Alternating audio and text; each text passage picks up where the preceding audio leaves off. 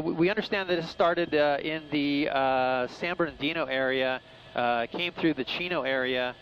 It initially was heading eastbound. This guy turned around westbound on the 60 freeway, came all the way through the City of Industry, and then to the 50, or almost to the City of Industry, and then to the 57. That's where he went southbound, 57, and then onto the 91. 91 to the, I'm losing track. 91 to the 710, 710 to the 105, and 105 now to the 110. And look at him, he's just taking the shoulder.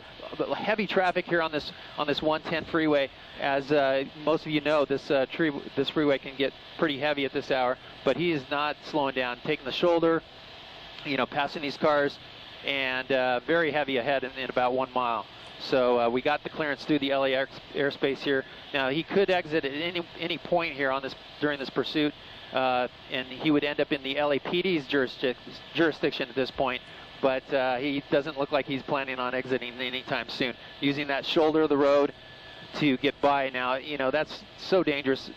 Not only cars coming off on the freeway, cars getting off the freeway, but then also you have debris on that shoulder, you have cars that have broken down possibly, and he's coming up at, you know, 100, I'm looking at the clock now, it's 125 miles an hour this guy's going on this freeway with the traffic. He's exiting here. Let's see what the exit is here. This possibly might be Gage. We're going to try to get around in here, but he's flying off that. You see the cars diving out of the way there. He's going to go straight through that street, and continuing now on surface streets in the LAPD's jurisdiction, the South LA area. I'll try to get you a street here momentarily. We're going to stay with your live picture. Yeah. I want to go right to the telephone right now. We have Officer Ramirez with us on the telephone. Officer, what can you tell us about the suspect in this pursuit?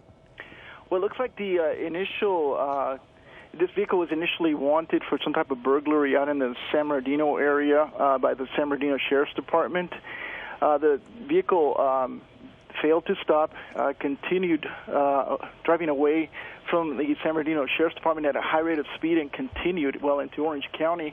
It looks like our units picked it up somewhere in Orange County on the 91 freeway westbound. We are now, looks like we got off the freeway from the 110 freeway southbound, and he's traversing city streets in the South LA area. And Officer Ramirez, our helicopter pilot tracked him at about 130 miles per hour. Is that what you're getting? That's what I'm getting here on my log, that apparently he had exceeded speeds of over 100 miles per hour, which of course is of great concern to us, because at that rate of speed, this vehicle can, well, a lot of things can happen. If he's involved in some type of a collision, there could be some very serious injuries.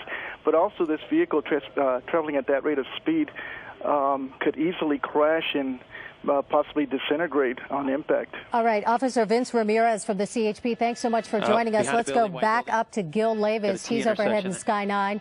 And Gil, it looks like he went behind the building. There he is. Well, Sandra, it's really hard to keep up with this guy, which streets he's on. He's northbound right now. We'll try to get that street for you. But definitely in the Florence area, it looks like about Slauson maybe he might be on there. Right turn on Slauson, eastbound now. Exited the freeway, off the 110 freeway, blew through streets there, just nonstop, cars diving out of the way as you saw.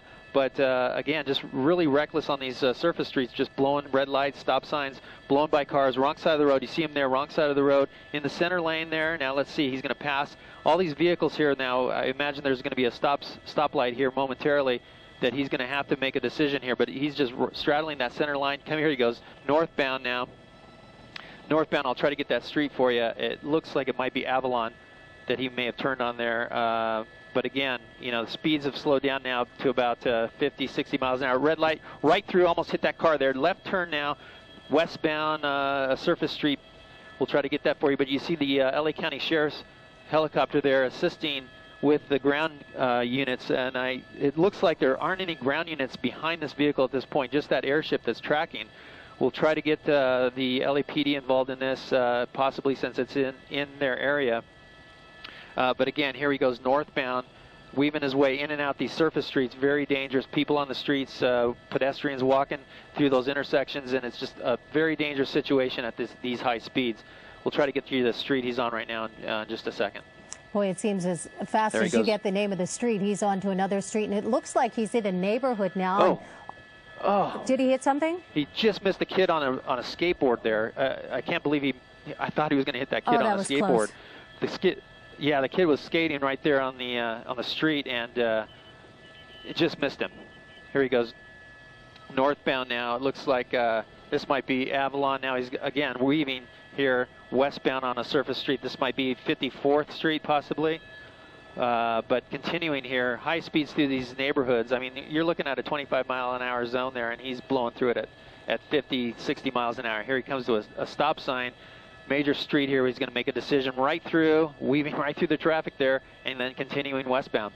It's unbelievable that he has not had an accident yet. Still the Florence area, Gil? No, and another he's pedestrian. Trying to get. Yeah, another pedestrian there, trying to get the location. He's real close to the 55th Street and the 110. Now here he goes, jumping back on the freeway here, northbound 110 freeway from about 54th Street.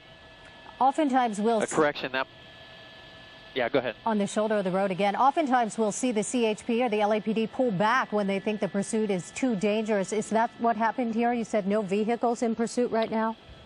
Well, I think he's going so fast, taking so many different streets, it's hard to get some coordination there with the ground officers to try to figure out where exactly he is. He's moving so fast.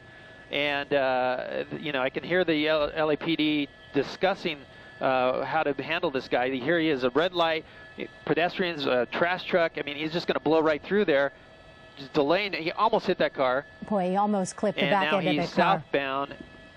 Yeah, southbound. This might be Vermont or Hoover here that he's on. But again, I mean, he is reckless in his driving here. Again, wanted for a burglary suspect here, wanted out of the, I believe they said San Bernardino area. But just not concerned about the general public out here, the way he's driving. We've seen several close calls with pedestrians. Unbelievable. Yeah, a guy with a grocery cart there just almost got clipped. I mean, we saw a skateboarder, we saw people crossing the road. That guy with the cart there, and just, you know, no respect for anybody here. This guy just blowing through. Now he's got some speed bumps on this street. That's slowing him down a little bit. That's good, but here he goes northbound again. This might be Vernon. I believe this is Vernon. And Gil, do we know anything else about the female passenger in the car, whether she is there willingly or if she was taken against her will? You know, we haven't heard anything like that, Sandra. We just know that there is confirmed 2 people in that car. There he goes, wrong side of the road. Pedestrians again, a lady with a baby. It's unbelievable. This is so close, coming so close to these people on the streets. But yeah, that's the latest we've heard, that it's a male and a female, male driver, female passenger.